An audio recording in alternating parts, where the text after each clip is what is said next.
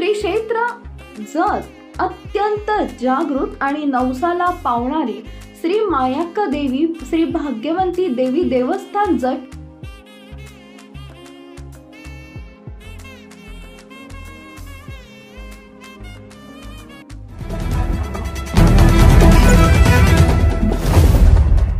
नमस्कार, मी Megha Jagtap, BBM news मध्ये आपल्या सर्वांचं स्वागत. पाहूया आजच्या घडामोडी. त्याच्यावर अब्जाधी झाला, पण तुमच्याकडे वळून परत बघितलं बी नाही. आमदार तुम्हीच केला होता ना, भाजपनं सांगितलं म्हणून. कुठे गेलं? पुन्हा तुम्ही प्रकाशांना शेंडगेंना निवडून दिला भाजपमधनं. ते निवडून जाऊन जे मुंबईत भाजपमधनं बाहेरचा उमेदवार देतो. अजून फक्त उमेदवार. और आज जब विश्वजीत जी ने और विक्रम भाई ने मुझे आदेश किया कि आपको जत में आना है और यहाँ के लोगों से मुलाकात करनी है, तो मैं उनके आदेश पर यहाँ हाजिर हो गया हूं. कीमत तो बहुत बढ़ गई शहरों में धान की, कीमत तो बहुत बढ़ गई शहरों में धान की, लेकिन विदा न हो सकी बेटी किसान की. मौका मिला तो लोगों ने कुर्सी के वास्ते तस्वीर ही बिगाड़ दी हिंदुस्तान की.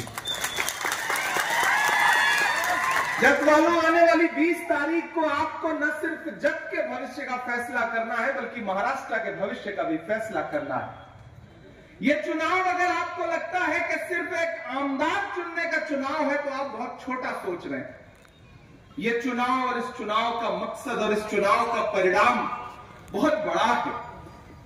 एक तरफ वो ताकतें खड़ी है जिन्होंने महाराष्ट्र में चलती हुई सरकार को लूट करके, लोकतंत्र को लूट करके सरकार बनाई. सरकार को लूटने से ही सुकून नहीं मिला तो राजनीतिक दलों को तोड़ा, उनके चुनाव निशान छीने. दिल्ली में बैठे हुए हाकिम ये सोचते हैं कि महाराष्ट्र को दिल्ली के रिमोट कंट्रोल से चलाया जाएगा, लेकिन ये वीर शिवाजी महाराज की धरती है, ये बाबा साहब अंबेडकर की धरती है. इसे दिल्ली के रिमोट कंट्रोल से नहीं चलाया जा सकता. इसलिए चुनाव बहुत महत्वपूर्ण है. यहां तमाम बड़े बुजुर्ग बैठे हैं, नौजवान साथी हैं, माएं बहनें हैं. आप दोनों पार्टियों का अंतर देखिए. एक तरफ महाविकास आघाड़ी खड़ी है, एक तरफ महायुति खड़ी है. उनके नारे क्या है? बटोगे, कटोगे, मंगलसूत्र छीन ले जाएंगे, भैंस खोल ले जाएंगे, उल्टा लटका देंगे, घर ढहा देंगे. और एक तरफ महाविकास आघाड़ी के नेताओं के नारे क्या है? आइए नफरत के बाजार में मोहब्बत की दुकान खोलते हैं. ये लड़ाई सीधे सीधे नफरत और मोहब्बत के बीच में है, घृणा और प्रेम के बीच में है. और विक्रम सावंत जी आपके अपने आमदार हैं. आमदार रहते हुए पिछले 5 साल में इनका काम गिनाने की जरूरत नहीं है. मैं तो किसी भी आमदार या खासदार का जब आकलन करता हूं, जब उसको नापता हूं, तो मैं उस हाउस में, असेंबली में या फिर पार्लियामेंट में उसके द्वारा पूछे गए प्रश्नों से उसके व्यक्तित्व का आकलन करता हूं. ये इकलौते ऐसे आमदार हैं जिन्होंने महाराष्ट्र की असेंबली में 241 बार प्रश्न पूछा है. मुझे लगता है और जोरदार ताली इस बात पर बजनी चाहिए. एक पढ़ा लिखा आमदार, एक अपने विधानसभा के लिए मुद्दों पर लड़ने वाला आमदार वहां खड़ा होकर के आप आमदार और खासदार चुन के क्यों भेजते हैं? कि वो जाएगा असेंबली में खड़ा होगा, आपके हक के लिए, आपके मुद्दों के लिए सरकार से लड़ेगा, जरूरत पड़ेगी तो अपनी सरकार से भी लड़ेगा. यही काम होता है आमदार और खासदार का. वो आपका प्रतिनिधित्व करता है, आपकी आवाज बन करके वहां जाता है. और अगर ईमानदारी से पूछा जाए तो विक्रम जी ने इस अपनी जिम्मेदारी को 100% निभाया है. मेरे ऊपर तो इनका व्यक्तिगत एहसान है. मैं महाराष्ट्र में पैदा नहीं हुआ, लेकिन मुझे ऐसा लगता है कि जैसे मेरा रोम रोम महाराष्ट्र के कण कण से मिलकर बना है. एक आत्मा का रिश्ता होता है, एक रूह का रिश्ता होता है जो इस राज्य से है. और मैं राजनीति की दुनिया का व्यक्ति नहीं था. मैं 2019 में जब राजनीति में आया और 2022 में जब हमारे नेता राहुल गांधी जी ने मुझे महाराष्ट्र से राज्यसभा गुजरात मैंने सोचा कि वो किसी और राज्य से मुझे भेज सकते थे, महाराष्ट्र ही क्यों चुना? तो मुझे लगा शायद वो आंदोलन की धरती है, वो इंकलाब की धरती है, वो उसूलों की धरती है, वो मूल्यों की धरती है, इसलिए उन्होंने मुझे महाराष्ट्र का प्रतिनिधित्व करने का मौका दिया। और आज अगर मैं खासदार बनकर के देश की सबसे बड़ी पंचायत में राज्यसभा में खड़ा होकर के आपके मुद्दों पर लड़ता हूं, तो उसकी बुनियाद में विक्रम सावंत जी का एक वोट शामिल है। एक ऐसे समय में जब एक एक मत बेचने, खरीदने और तोड़ने की, फोड़ने की साजिशें चल रही हो, न जाने कितने कितने के मोल लग रहे हो, ऐसे में जब मैं चुनाव लड़ने के लिए आया तो विक्रम भाई ने मेरा हाथ पकड़ा, बोले यार आपकी उम्र बहुत कम है, आप छोटे भाई की तरह हो। मैंने कहा मैं राज्यसभा का चुनाव पहली बार लड़ रहा हूं और हमेशा महाराष्ट्र में चुनाव नहीं होता था, निर्विरोध निर्वाचित हो जाते थे लोग राज्यसभा में। पहली बार आया तो मैं 22 साल बाद मेरे ही सामने चुनाव हुआ। मैंने कहा अजीब आफत है, मेरे ही आने पे होना था। लेकिन विक्रम भाई ने एक भाई की तरह मेरा हाथ पकड़ा और उन्होंने कहा कि इमरान आप निश्चिंत रहिए, ये महाराष्ट्र है और हम कांग्रेस पार्टी के लोग हैं, हम मूल्यों पर चलने वाले लोग हैं, कोई ताकत न हमें खरीद सकती है, न हमें डरा सकती। मैं विक्रम भाई आज इसलिए भी आया कि मैं आपका शुक्रिया अदा कर सकूं। और एक चीज जो और बहुत महत्वपूर्ण मैंने इनके अंदर देखी, एक ऐसा व्यक्ति जो मुद्दों की राजनीति करता है, कौन हिंदू, कौन मुसलमान, कौन सिख, कौन ईसाई, कौन दलित, कौन आदिवासी, इन चीजों से परे उठ करके अशोक साहिल ने कभी एक शेर कहा कि मैं तुम्हें अपने उसूलों की कसम देता हूं, मुझको मजहब के तराजू में न तौला जाए। मैं तुम्हें अपने उसूलों की कसम देता हूं, मुझको मजहब के तराजू में न तौला जाए। मैंने इंसान ही रहने की कसम खाई है, मुझको हिंदू या मुसलमान न समझा जाए। कुछ ऐसा व्यक्तित्व है उनका, और आज मैं उनके लिए आपके सामने अपना दामन फैला करके आया हूं कि आने वाली 20 तारीख को अपने घरों से बाहर निकलिए और वो लोग जो महाराष्ट्र को अपनी उंगलियों पे नचाना चाहते हैं, जो सोचते हैं कि महाराष्ट्र एक रिमोट से चलेगा, उनको जवाब दीजिए। आज जब मैं हेलीपैड पर लैंड किया तो पहले से टीम तैयार थी, चेकिंग कर रहे हैं कि आपने कुछ पैसे वैसे तो नहीं रखे हुए। मैंने कहा उनसे, मैंने तो टीम से पूछा कि आप उद्धव साहब ठाकरे जी का हेलीकॉप्टर चेक कर रहे हैं, उनका बैग चेक कर रहे हैं, मेरा चेक कर रहे हैं, आप सत्ता में जो बैठे हैं उनका चेक करने की हिम्मत जता पा रहे हैं? ये अपमानित करने का जो प्रयास है मराठी अस्मिता को, इसका बदला लेने का चुनाव है ये। वो आपके बीच में आएंगे, बड़े बड़े वादे करेंगे, बड़ी बड़ी बातें करेंगे, लेकिन मैं तो देश की पार्लियामेंट में बैठ के देख रहा हूं, महाराष्ट्र वालों, जट वालों, याद करो उनके एक एक नारे। 2014 में जब प्रधानमंत्री जी सत्ता में आए तो उनका पहला नारा क्या था? बहुत हुई महंगाई की मार, अब की बार मोदी सरकार। याद है ना ये नारा? वो भूल गए, हालांकि आप तो भले याद हो।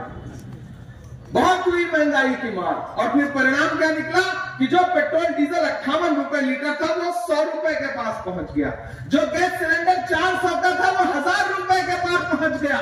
एक दिन पार्लियामेंट में भाजपा के एक मिनिस्टर साहब महंगाई पे भाषण दे रहे थे, मैं खड़ा हुआ, मैंने कहा आपको बोलने का कोई अधिकार नहीं है, भाजपा के लोग तो वो लोग हैं कि आपकी सरकारें फिल्में टैक्स फ्री करती है और कफन पर जीएसटी लेती हैं, आपको महंगाई पे बोलने का कोई अधिकार नहीं है।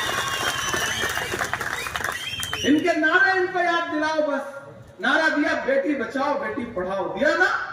2014 से ये नारा सुनते आ रहे हैं। इस नारे की सच्चाई क्या निकली कि मैं उत्तर प्रदेश का हूं, उत्तर प्रदेश में एक जिला है हाथरस, भाजपा की सरकार है, उस हाथरस में दलित बिटिया का बलात्कार हुआ और जब उसकी जान चली गई हॉस्पिटल में तो रात के 2 बजे उसकी लाश को बिना परिवार की मर्जी के जला दिया गया ताकि सबूत मिटाए जा सके। ये बात करते हैं बेटी बचाओ बेटी पढ़ाओ की। इन्होंने नारा दिया बेटी बचाओ बेटी पढ़ाओ का, और दिल्ली के जंतर मंतर पर जब ओलंपिक पदक लाने वाली बेटियां इंसाफ मांगने के लिए बैठी तो दिल्ली पुलिस ने जिस बेशर्मी के साथ उन्हें सड़कों पे घसीटा है वो दृश्य आज भी देश भूला नहीं है। ये बात करते हैं बेटी बचाओ बेटी पढ़ाओ की। देश के प्रधानमंत्री लाल किले की दीवार पर खड़े होकर के 15 अगस्त को महिला सशक्तिकरण पे भाषण दे रहे थे, और उस भाषण के महज 2 घंटे बाद गुजरात में बिल्किस का बलात्कार करने वाले आरोपी दोषी जो सजा काट रहे थे न सिर्फ छोड़े गए बल्कि फूल मालाएं पहना के उनका स्वागत किया गया। ये बात करते हैं बेटी बचाओ बेटी पढ़ाओ की, इनके नारे झूठे हैं, इनके दावे झूठे हैं। मैं कल नांदेड़ में सभा कर रहा था, मैंने कहा ये जो महायुति की सरकार है, ये महाभ्रष्ट सरकार है, ये धोखेबाजों की सरकार है। सामने से एक युवा खड़ा हुआ, उसने कहा खासदार साहब एक चीज इसमें जोड़िए। मैंने कहा बताइए। उसने कहा ये धोखेबाजों के साथ साथ खोखेबाजों की भी सरकार है। मैंने कहा ये सुझाव बहुत अच्छा है। ये धोखेबाजों और खोखेबाजों की सरकार। महाराष्ट्र को तो ऐसा धोखा दिया कि फॉक्सकॉन की फैक्ट्री हो, एयरबस का जो प्रोजेक्ट लगना था नागपुर में वो हो, उठा के गुजरात भेज दिया। आपके अधिकार को उठा उठा के किस तरह दूसरे राज्यों में भेजा गया, ये आपको देखना। और प्रधानमंत्री जी तो कमाल ही है। एक दिन पार्लियामेंट में भाषण दे रहे थे, बोले बताओ कांग्रेस वालों 70 साल में क्या बनाया। मैं इधर से खड़ा हो गया, मैंने सोचा बताना शुरू करूं, तब तक मल्लिकार्जुन खड़गे जी हमारे अध्यक्ष जी बैठे थे। बोले इमरान मत बताओ, जो बताओगे ये उसको भी बेच देंगे, इनका काम से तो झांसे में मत आइए, धोखे में मत आइए। आने वाली 20 तारीख को घरों से बाहर निकलिए और अपना एक एक वोट लेकर के जाइए पोलिंग बूथ पर। आपको चुनाव निशान पता ही 3 नंबर पे है ना, 3 नंबर पे अपने विक्रम भाई का चुनाव निशान है, हाथ का पंजा। और इस बार तो हाथ के पंजे में मशाल भी है, हाथ के पंजे में मशाल है। तुतारी बजा दीजिए, बिगुल बजा दीजिए, नगाड़ा बजा दीजिए, ये तो गद्दार हैं वो कहीं नजर नहीं आएंगे। उनके वायदे क्या है, उनकी गारंटी क्या है?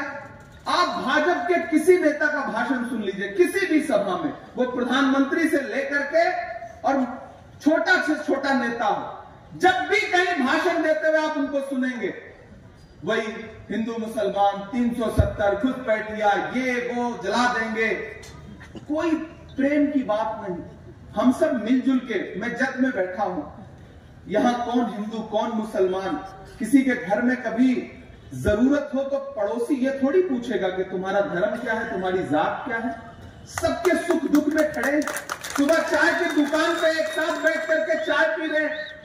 वो चाहते हैं कि बंटवारा हो जाए, वो चाहते हैं कि समाज एक दूसरे को देख के तनाव में रहे।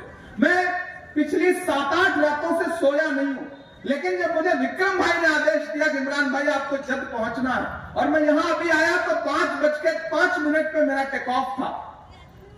मैंने कहा नहीं, मेरे सामने हजारों लोग बैठे हैं, मैं हेलीकॉप्टर पकड़ने के चक्कर में इतने लोगों के प्रेम को छोड़ करके नहीं जा सकता। मैंने हेलीकॉप्टर छोड़ दिया। मैंने कहा अगली सभा के लिए जाना है, 1.5-2 घंटे का सफर होगा, चले जाएंगे, थोड़ी मुश्किल उठा लेंगे। भाई ने न जाने मेरे लिए कितनी मुश्किलें उठाई होंगी। भारत ऐसे बनता है, इस प्रेम से बनता है भारत। उधर नफरत की बातें हैं, याद रखना जत वालों, उनकी गारंटी है कि अगर उनकी सरकार बनेगी तो अंबानी और अडानी का कर्जा माफ होगा, लेकिन अघाड़ी की सरकार बनेगी तो किसानों का कर्जा माफ होगा। ये अंतर है हमारे और उनके बीच में। महान बादशाह सिकंदर ने यूनान जीता। मेरी उम्र बहुत कम है, लेकिन बातें कोशिश करूंगा कि थोड़ी सी गंभीर करूं।